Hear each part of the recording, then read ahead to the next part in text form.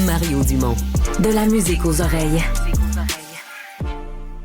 Vous allez retrouver ça dans le journal ce matin, cette histoire, cette augmentation, mais considérable, d'opérations. On la connaît, on l'entend souvent dans le monde du sport, une opération majeure, le ligament antérieur croisé qu'il faut rattacher. Si on en parle, c'est parce que ce sont des jeunes, très jeunes. On a même un exemple jusqu'à 9 ans. Là. On dit il y a de plus en plus une explosion du nombre de jeunes, ados, même pré-ados, qui doivent subir cette intervention-là. La docteure Marie-Lynne Naud est orthopédiste chez les jeunes, à l'hôpital Sainte-Justine, spécialisée en médecine du sport. Bonjour. Bonjour. Qu'est-ce qui se passe chez nos jeunes? C'est une excellente question. En fait, comme vous l'avez mentionné, les déchirures de ligaments croisés antérieurs, c'est vraiment en augmentation chez les jeunes.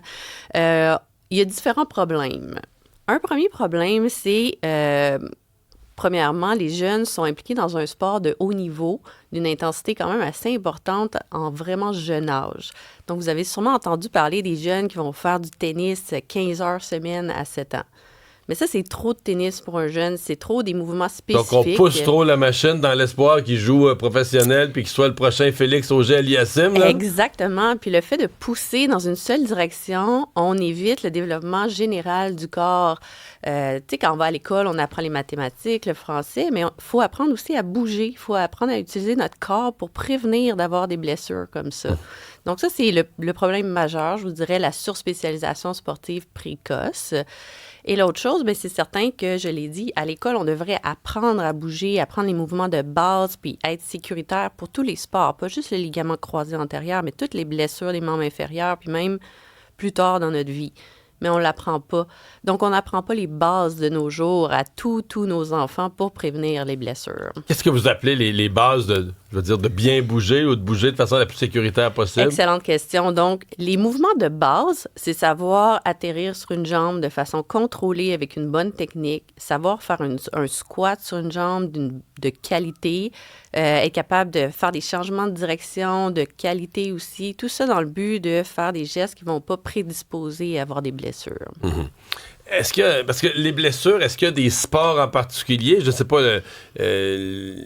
est-ce que les jeunes font plus de sports extrêmes, ski alpin, où ils vont par exemple dans des pistes où ils n'ont pas la maîtrise complète qu'il faudrait?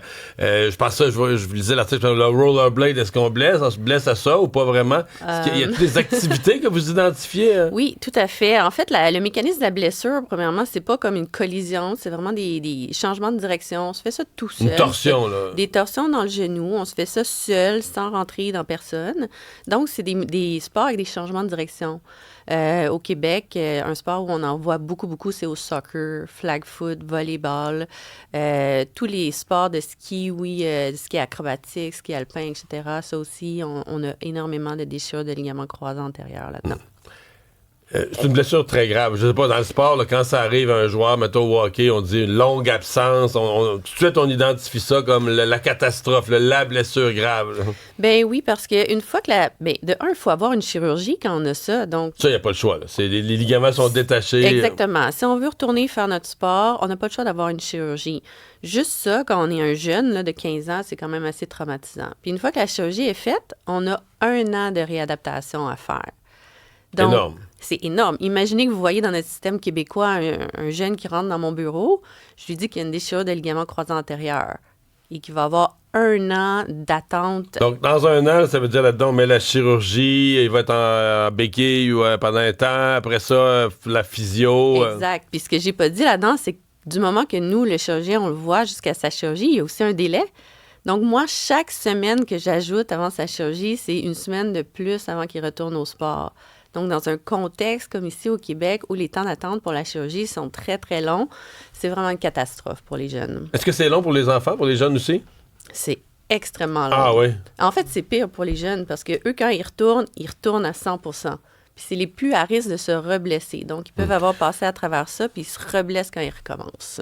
Je me fais opérer là, à 13 ans pour une déchirure du ligament antérieur croisé. Est-ce que toute ma vie, puis là, je mets même pas le sport, je mets même pas être un sportif d'élite, là. Pour être un sportif de fin de semaine qui s'amuse un peu, puis qui fait ses déplacements, puis son travail normal, est-ce que j'ai une faiblesse? Est-ce que la reconstruction chirurgicale m'assure que jusqu'à 95 ans, je vais être parfait? Ou est-ce que je vais être toujours plus fragile du genou?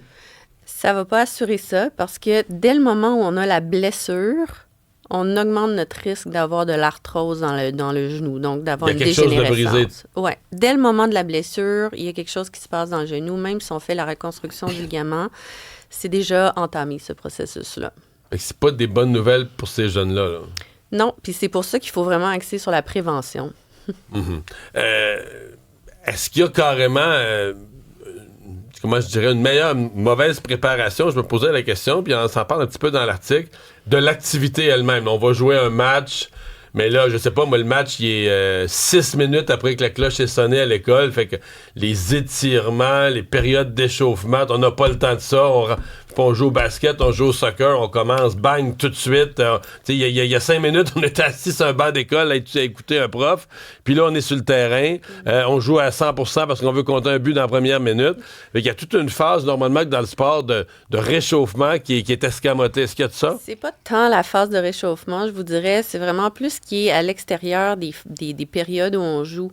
Donc là, en ce moment, 100% du temps est consacré à jouer, à essayer de compter des buts puis à être vraiment intense sur le terrain.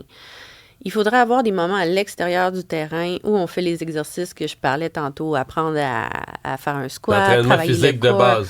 Exactement. C'est pourquoi les jeunes trouvent ça plate. Ben exactement. Puis quand on est jeune, dire on veut jouer. On veut jouer. On ne comprend pas pourquoi il faudrait prévenir quelque chose. C'est un concept abstrait pour les jeunes. Dites, c'est là que le coach embarque et fait comprendre l'importance de l'ensemble. Coach, les fédérations, l'ensemble de la société, c'est super important. Mm-hmm. Et ça vous inquiète, donc, vous, comme professionnel, de voir les chiffres, les données qu'on a ce matin? Bien, c'est certain que c'est inquiétant. Puis nous, on le voit en clinique, il y en a de plus en plus. Tu sais, c'est un problème physique, mais c'est très psychologique aussi pour les jeunes. Parce que là, ils dépriment, je suppose, l'année qu'ils font pas de sport. Là. Complètement. Pour un jeune adolescent là, qui fait du sport, c'est sa vie. C'est ses amis, c'est ses activités. Toutes les sorties qu'il fait, c'est aller dans des c'est tournois. La gang du hockey ou la gang du sport, là, ouais, je comprends. C'est une catastrophe. Ouais. C'est quand même, je t'écoute puis on jase, c'est quand même contradictoire dans le sens que, tu sais, je fais à peu près 18 entrevues par année avec des intervenants de toutes sortes qui disent les jeunes ne bougent pas assez, il faut que nos jeunes bougent, il faut les faire bouger, ils sont sur des écrans, ils sont effoirés dans un divan. Là, ce matin, on dit, ouais, les jeunes qui bougent, il y en a une partie qui se cause des problèmes et qui ont des conséquences à long terme. Bien, le problème, c'est qu'on a comme deux groupes. On a la catégorie qui fait rien, comme vous l'avez mentionné, puis on a la catégorie qui en fait trop.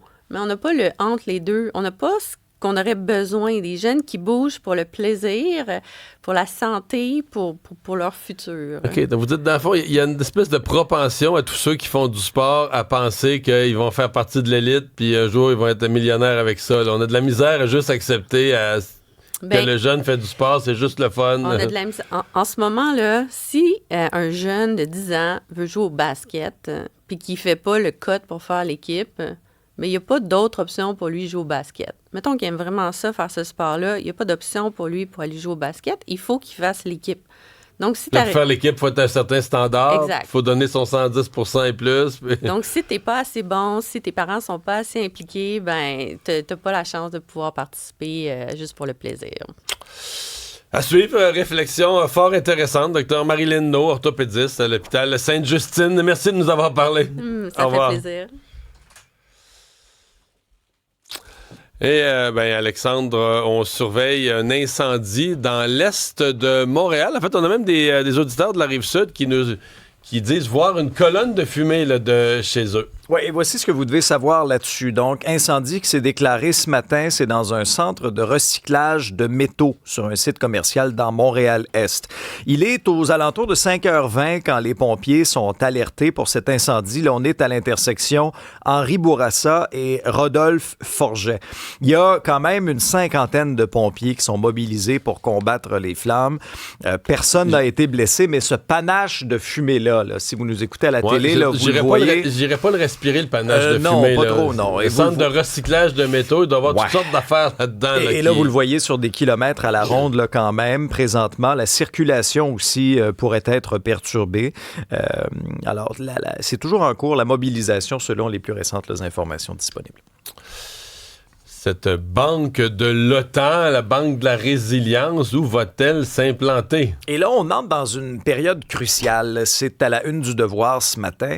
Et Montréal accueille cette semaine une deuxième ronde de négociations pour créer cette banque internationale dédiée au financement de la défense. Une banque qui va avoir pour mandat d'aider les PME de ce secteur d'activité à propos au sein des pays des alliés de l'OTAN. Maintenant, là, ce qui va se passer, c'est que les délégués ont 10 jours. 10 jours pour adopter 10 chapitres de la charte qui va définir la gouvernance de l'institution. Et il y a 2 pays qui veulent recevoir le siège social, le Luxembourg et le Canada. Et si le Canada est retenu... C'est ça, c'est pas automatiquement Montréal. Non, c'est ça. Si le Canada est retenu, Ottawa va devoir choisir entre 4 destinations.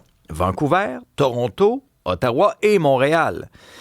Alors, c'est pas gagné nécessairement pour Montréal. Montréal a plaidé pour avoir. Il y a toute une campagne à Montréal. Ils ont fait une conférence de presse avec les gens de Montréal International. François Legault, la mairesse, tout le monde était là il y a quelques semaines pour dire que la candidature de Montréal est exceptionnelle.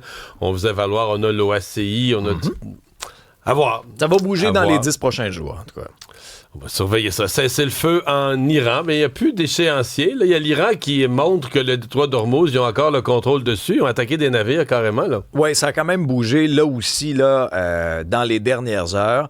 Les États-Unis qui ne placent plus d'échéancier sur cette prolongation du cessez-le-feu. L'Iran dit que la réouverture du détroit d'Ormuz est impossible dans les conditions actuelles. Il y a même un haut responsable iranien qui a dit ce matin que le pays commençait à percevoir ses premières recettes avec les droits de passage dans la voie maritime. Et pendant ce temps-là, les préparatifs en vue des pourparlers de paix, ça se poursuit au Pakistan, mais rien ne laisse croire que des négociations vont se tenir bientôt. On sait que, les Américains voudraient bien négocier, mais pour l'instant, la chaise est vide en face de eux. Météo. C'est beau, comme dirait Ginette. C'est beau. Il y a du soleil aujourd'hui au fait, il y a du soleil jusqu'à la semaine prochaine. On est dans une superbe séquence, 13 degrés comme maximum, 11 vendredi. Les températures plus douces devraient se faire sentir dimanche, lundi, mais là, on est vraiment parti sur le bon bord. Il y a peut-être la nuit prochaine, moins 1 degré, ce qui fait que la matinée sera frisquette, mais par la suite, c'est beau, puis les minimums vont rester au-dessus du point de congélation dans le sud du Québec.